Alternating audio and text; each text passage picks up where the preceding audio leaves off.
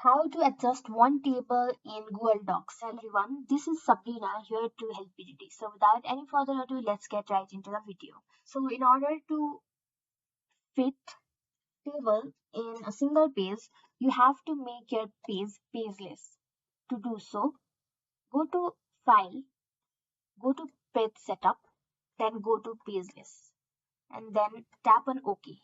After this, you can go to Insert, go to Table, and now you can add as many tables you wish and it will be fit in one page like this. So yeah, that's it. After this, if you want to page break, go to insert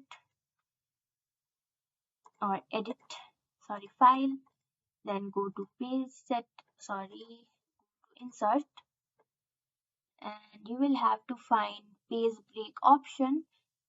Since this is pageless, you can now easily fit a whole table in one page. So that's how you do it. Thank you for watching this video. Make sure to like, share and subscribe to our YouTube channel. If you got any questions, comment them down and I'll catch you in the next one.